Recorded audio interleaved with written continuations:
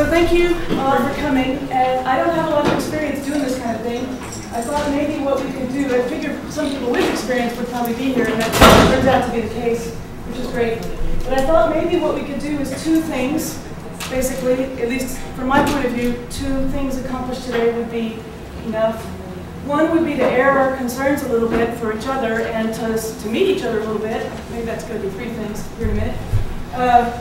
So, you know, making some connections among those who are concerned about this issue of pipelines running through our county, our state, and our country.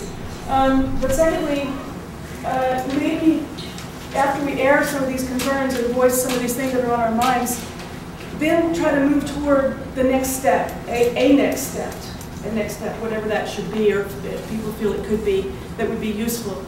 And I do mean useful, you know, constructive.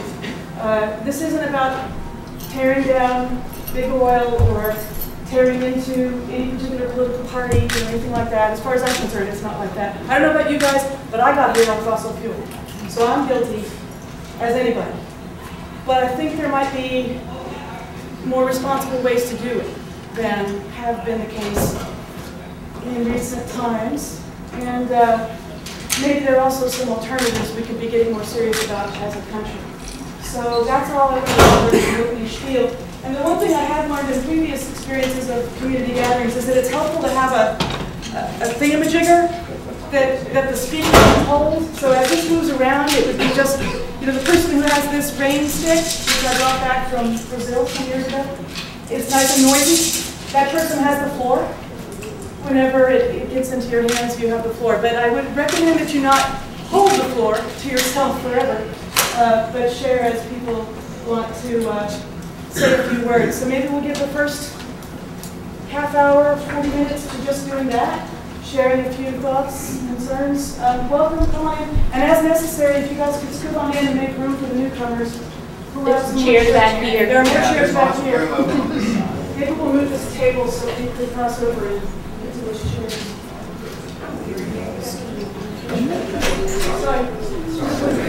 Yeah, there we go. It's easy to get across. Have a name tag though, please.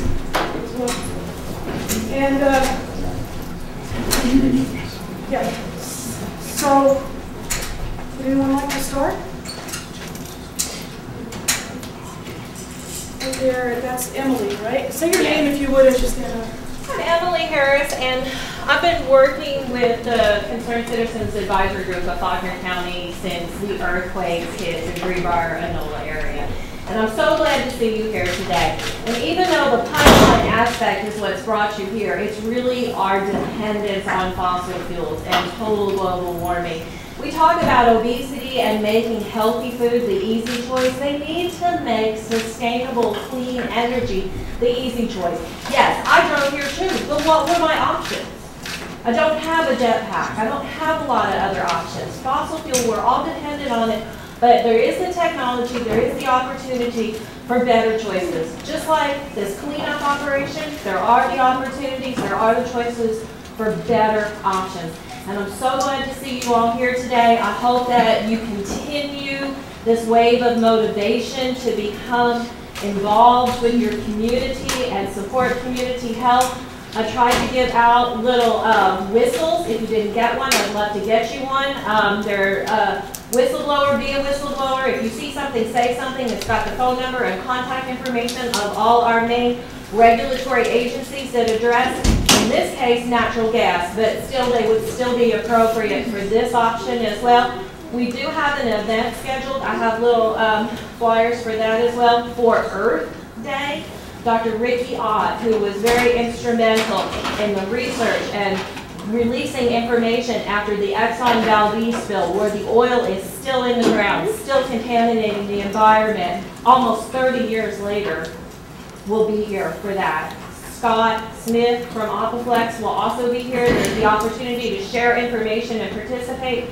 Please, please, please keep this wave of motivation. Don't let it go away, because the oil is here to stay. Keep your heart strong. Thank you. I work for Sierra, and I want to maybe take just a minute. I don't want to monopolize the kind of time that everybody has. So many good people here. I brought 25 copies of something because I've been in meetings for 5 weeks now, so this is outstanding. I've got information over there about tar sands, about pipelines, and other kind of stuff. Let me kind of take up your call about what do we want to get out of this meeting.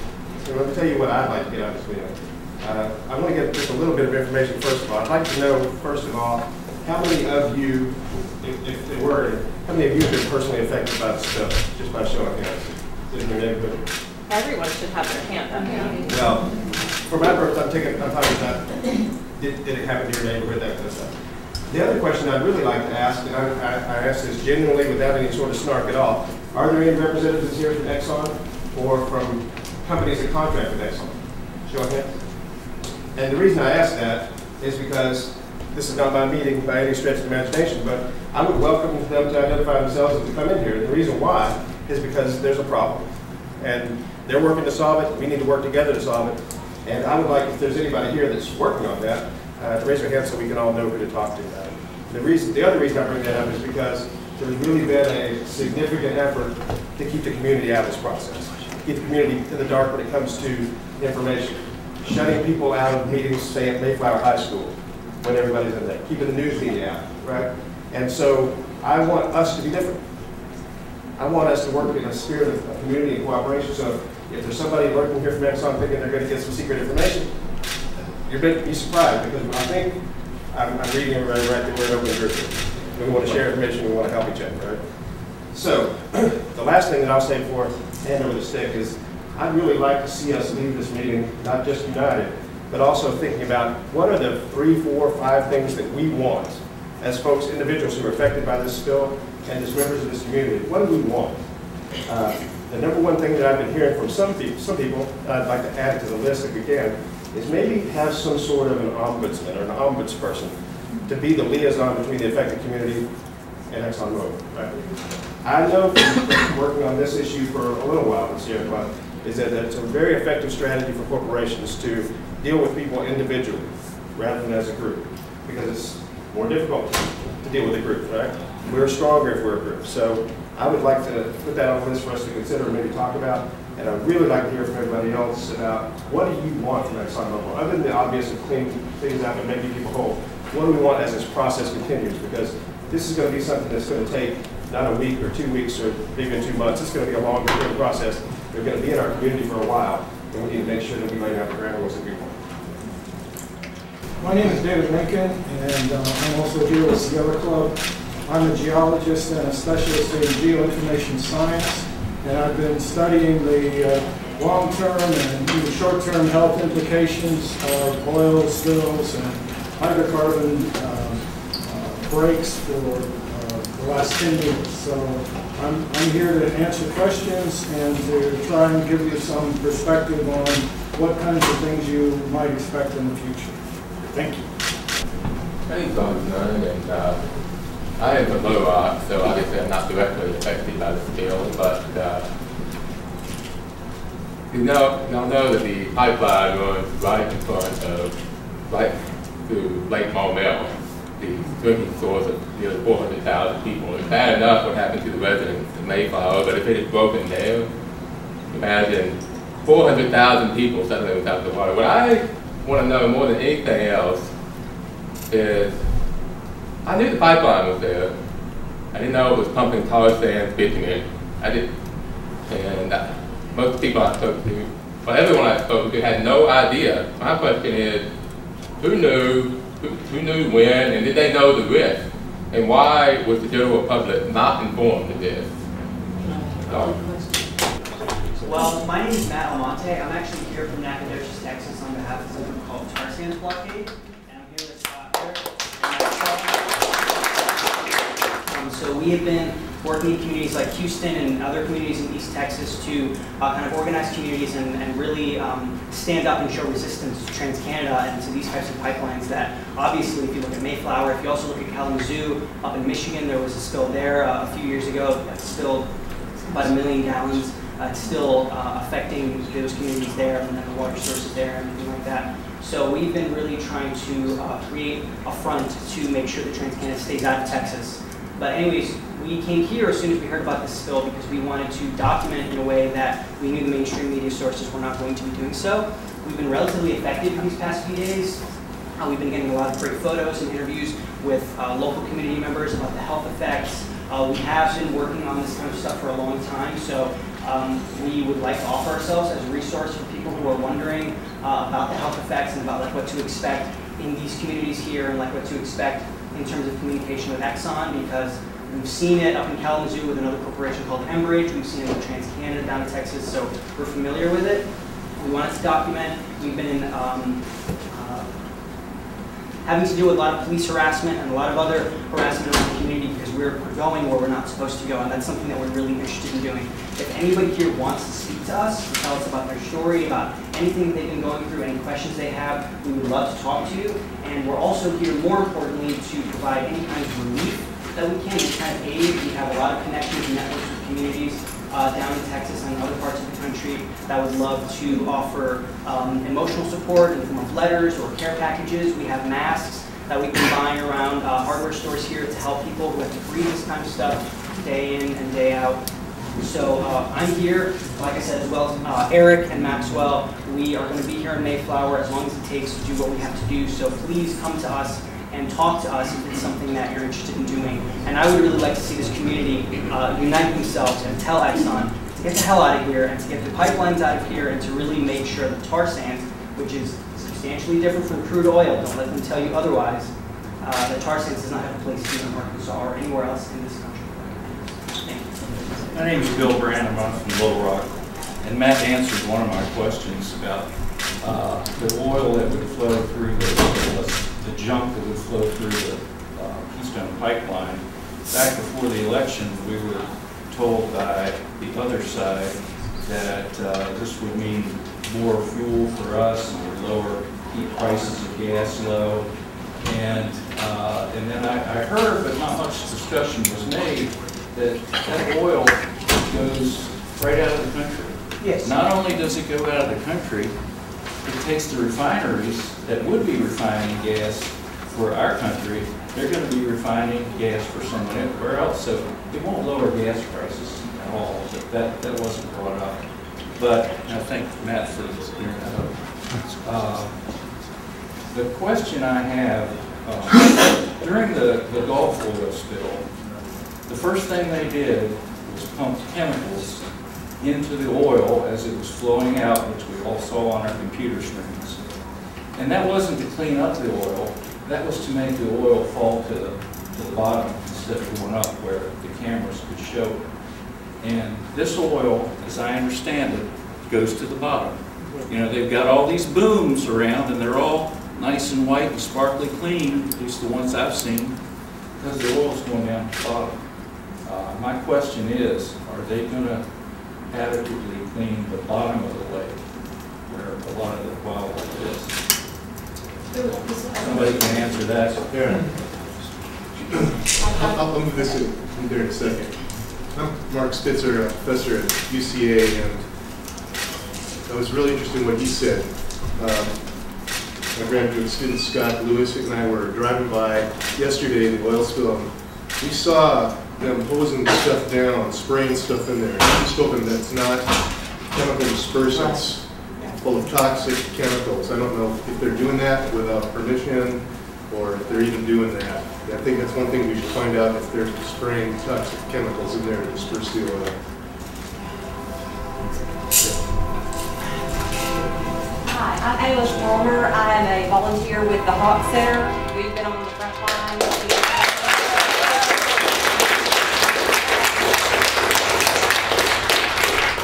There's some discrepancy. You keep hearing it's not in the lake, but yet we're pulling oiled animals out of some body of water.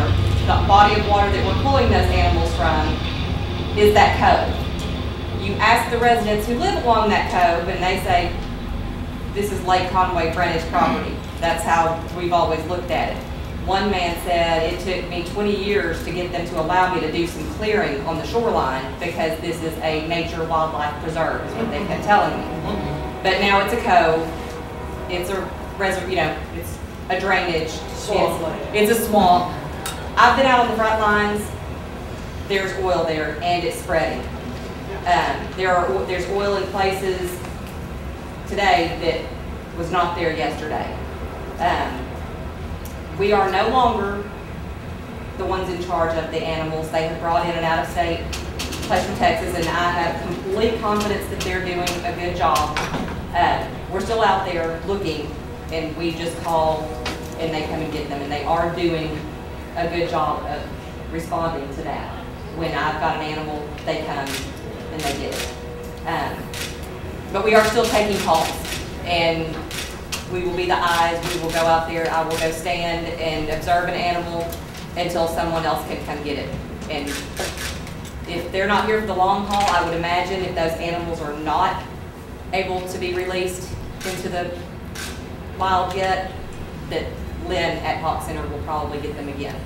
But it's a good thing that we're not driving them an hour past Russellville, you know, an hour to get them there. I don't think any of us needed any more of those fumes. So, yeah. If anybody has any information that lives along there, I've been primarily on the dam road patrolling. If anybody has any other reports, just come up to me afterwards and I'll give you my information so you can give me a call. My name is Alyssa Martinez. I live in Little Rock, Arkansas. My hometown is Pensacola, Florida. I went to Blackman's Bridge for between 4 to 5 months after the BP spill. The same thing that BP is doing, that did in the Gulf, is the same thing that Exxon is doing here. They're telling you lies. They're going to say, sign this claim. Don't sign the dang thing. They took their right to sue away. And now there's a very limited number of people that are able to sue BP because of it. I'm concerned about what you said, Dr. Spitzer, about the dispersants. I've heard claims that they've been spraying things in the middle of the night, and it's concerning. Between the 911, they've been going out there with some sort of pressure washer. Yeah, and you can see it right in the day. Right, and if they have dispersants in those, that's a major concern. Even without the dispersant, it's going to evaporate the oil and make it, you know, an aerosol. And once it becomes an aerosol, that makes it more dangerous. If you guys see this stuff going on, stay away from it. Don't go near it. You know, there's a lot of people here, you know, you guys back there, Max, and all y'all are here to document stuff. Y'all have to live with this day in and day out. But people that live in Little Rock are able to get away from it and get away from the fumes and take a break. You guys can't. There's a lot of similarities with the community. I've noticed this is a very tightly knit community, and that's awesome. Y'all need to stay that way. A lot of the communities in the Gulf ended up fighting with each other. They ended up not being able to do half the things that they wanted to do because there was bickering going on about who should do what, who should do when, all that thing. We need to be able to sit down today and have a list of what are your concerns. Let's make a list of what are your concerns. How many of you are concerned about health effects? Raise your hand. Okay. How many of you had headaches? You've been nauseous. Runny nose? Sore throat? This is not a fun one. Diarrhea? Okay. These are symptomatic effects of chemical exposure. The longer you're exposed, the more severe they become. And this is not something that I take lightly or tell people lightly. This is not like, oh no, it's the end of the world, you're all gonna, no. This is something that you can remedy by staying inside, getting away from the area if you can. If you can't get away from the area, keep your doors locked and keep them shut. And try to eat healthy. And it sounds really odd, but the healthier that people ate in the Gulf, the better they felt, even with some of the other symptoms. Their symptoms ended up going slightly away. We need to address and have the National Institute of Health come in and do a public health survey. That's what it took.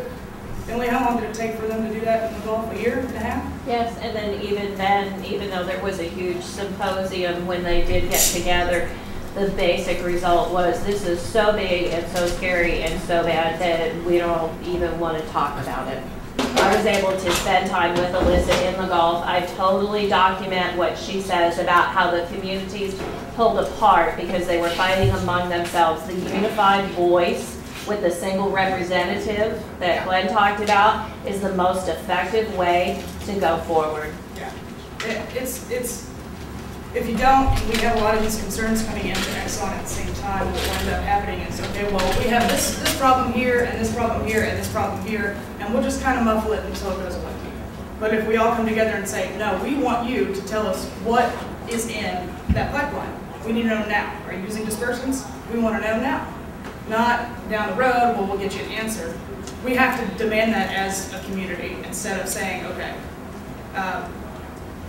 you know, what are some other concerns? Are we concerned about, you know, what's going to happen to the cove after? That's an obvious, that's a granted.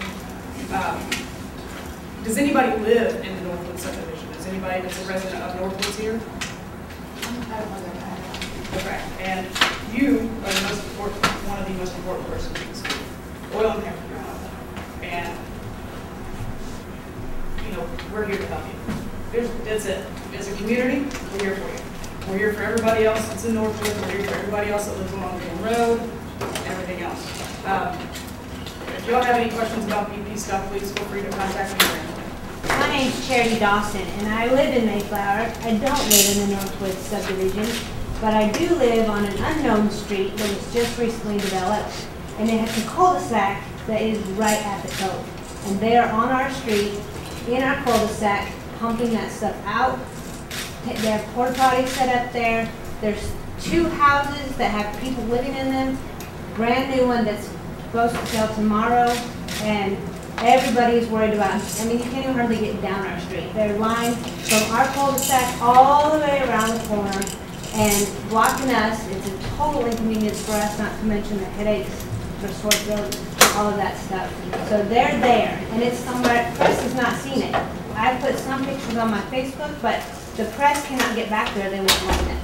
And so I'm just letting you guys know that there's not very many people in our subdivision because it's brand new. But it's there and it's effective. Can I ask you a quick question? Yes. Is it the cul-de-sac with the 2-story? There's a 2-story house and they're running back and forth. That's where they're kind of running back and forth on the cove. There's no 2-story houses. It's kind of the attic. It's Okay. Yes. I spent a lot of time in there. We've retrieved a lot of animals. Okay. And you can go back there. They'll tell you you cannot. Yeah. But you can. They're not. Well, we live there. Yes. I mean, that's our property. Yes. But you know, and my father-in-law owns all of that property on that cul-de-sac. Yes. And he's the one developing the subdivision. So they're ruining his property. And I can say it's a mess, and that's where I found the oil. Oh yeah, we did too. I mean, we took pictures before they showed up to clean, but now they're there and they're really. You know, if you see me, I'm probably out in your backyard, basically. That's fine. Can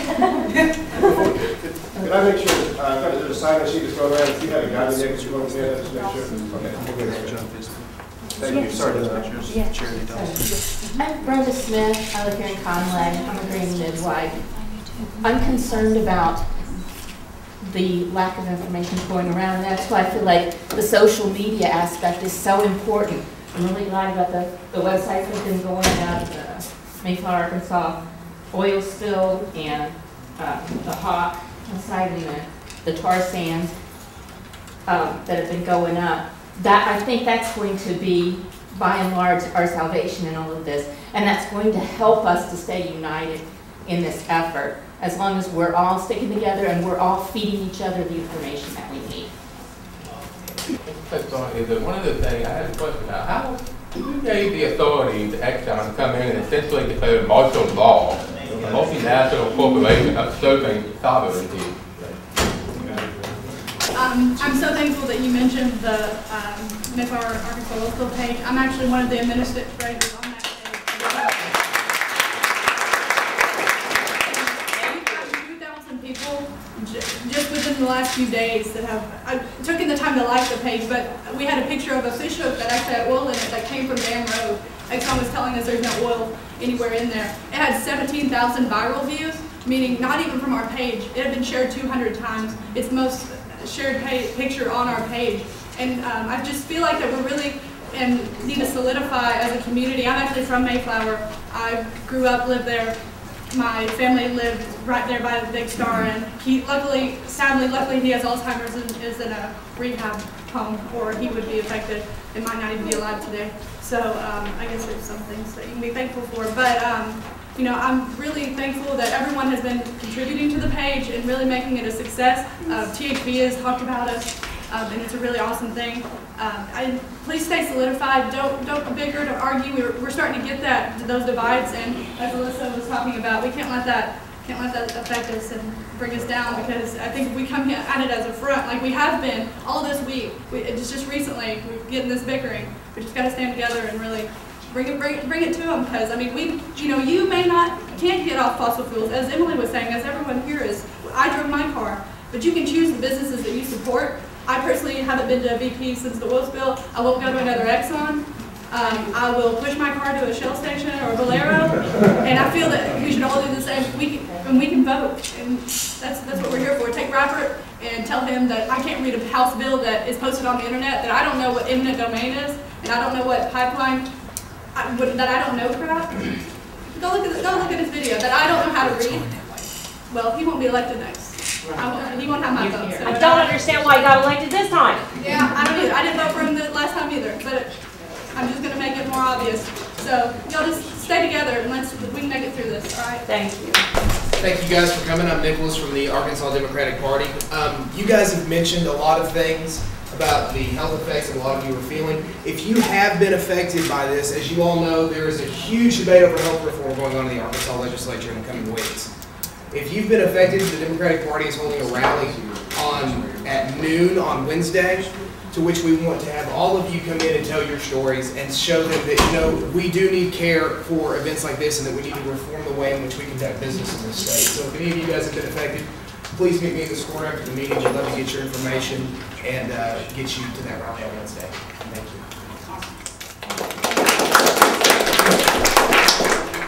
I just have one quick question that I've been trying to figure out, and I don't know if anybody has any information on, but they say they patched the hole in the pipe. Does that mean they're planning on starting to pump that stuff right through again? Because we need to make a stink about that if that's their plan. We need to find out when they're planning on doing that. And also, just on the note of, I mean, by all means, if you want to go to that rally, but I think it's important to keep these sorts of movements as community movements and not as political party movements, and to not allow it to be co-opted by any party. I would like to see if we could come up with a strategy to take away ExxonMobil's right or not right action of taking over this area. This is our county. I don't know the mechanism, but surely through our sheriff department, our attorney general, what is the mechanism to go and say, you cannot tell media they cannot come here? What is the mechanism to say, you cannot tell me I cannot come here and take pictures?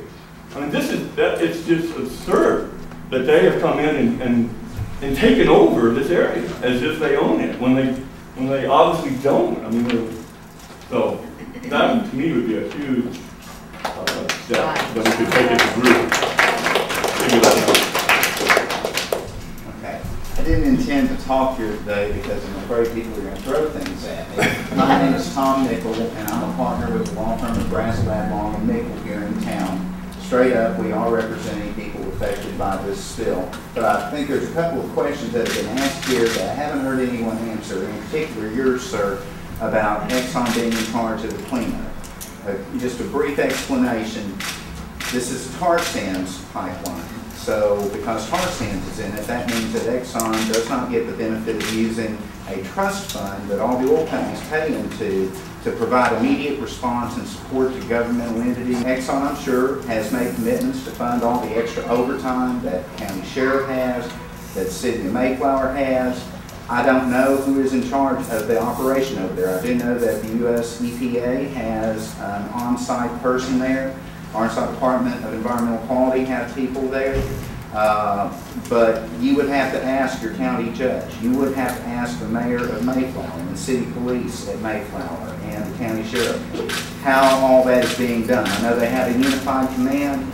I don't know the answers about how the workings of that command go. That's something that you could reach out and ask, or any of y'all could reach out and ask about.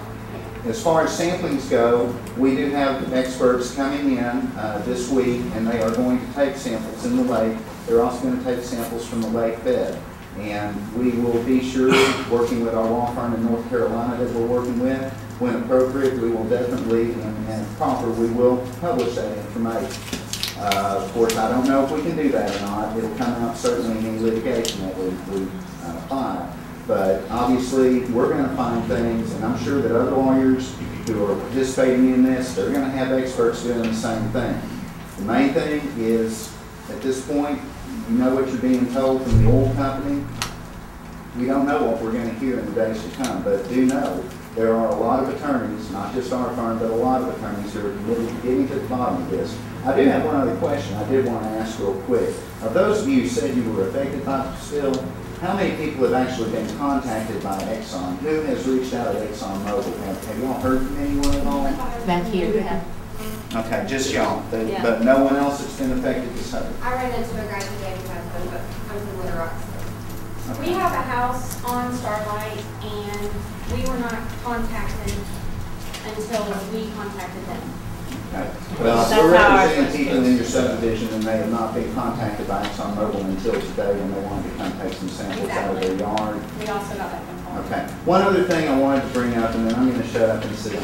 And again, I don't want to mislead people on the sampling. Obviously, if we find threats to public health, we're going to let that be known. As far as payments, especially for you and your subdivision, the Oil Spill Cleanup Act will apply, Oil Pipeline Spill Act will apply to this, and you can receive interim compensation from ExxonMobil if you apply through it either yourself or through a law firm. You don't have to sign the final release of liability. I'm sure ExxonMobil would love to get one from you. They are required by law to tell you you're entitled to those partial compensation payments. I strongly urge anyone in the Northwood subdivision or even Co. You should ask them about that. If you don't have an attorney, if you've already hired an attorney, ask your attorney about the partial compensation payments. Thank you all for listening. I hope you're not insulted by me today.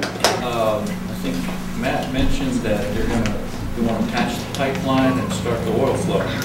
So I'm sure they're losing a lot of money. I heard on the news that they were going to zoom that section of the pipeline, that's the proper words, and to find out what caused the break in it. I mean, I think it's really important to know what caused this rupture in the pipeline rather than just slapping a patch on it and going on their merry way, because these things are happening with greater frequency now. We need to know why. So if somebody can answer that one, please do. This is not, back to the whole authority and being told you can't be here. Being on the front line, being in those woods near your house, I was doing a job. I was looking for live and dead wild animals. Got a little too close, I guess, for their comfort. Along there, they have rhinos just going back and forth, doing cleaning. And they came and spoke to me and they said, "Man, we'd really rather not be out here, it's not safe." And I said, "I'd really rather your oil not be out here, it's not safe." I said,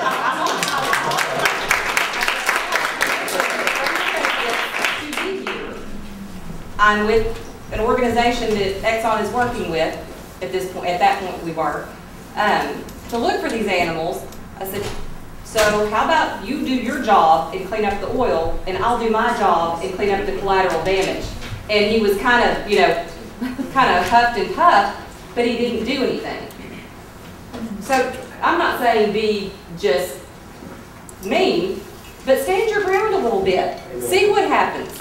The worst that's going to happen, he's going to get on a walkie-talkie or on his cell phone, and somebody, I'm interested to see, because I don't know that anybody's ever pushed them, just the regular citizens. I know the press has had some altercations, but people who are just out there trying to help, or just on property wanting to see what's going on, if they have permission to be there. You know, my husband was out there helping me, actually asked them, has Game and Fish actually shut this down for public, you know, to be on? And, you know, ask them. What is your authority?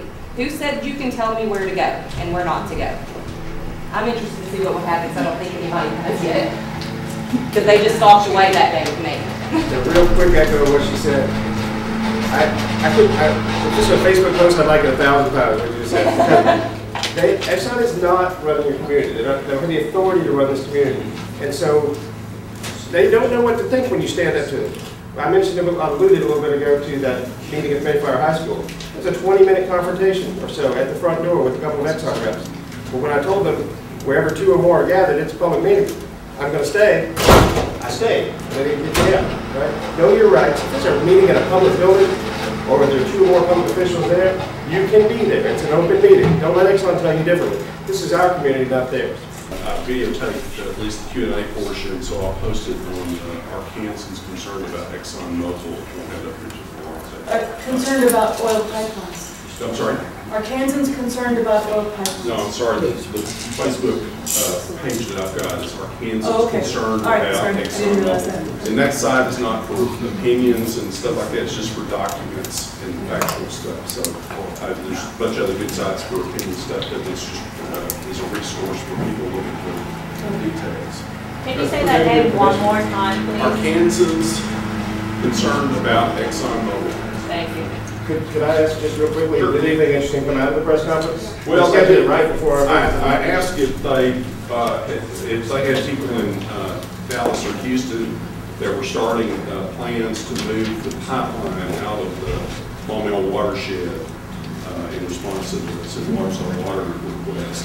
And they just basically hunted on all that. The ExxonMobil people said, oh, we don't know anything about it. We also asked about, or I also asked about operating pressures and maintenance and corrosion and stuff like that. They didn't have anything to say about any of that stuff.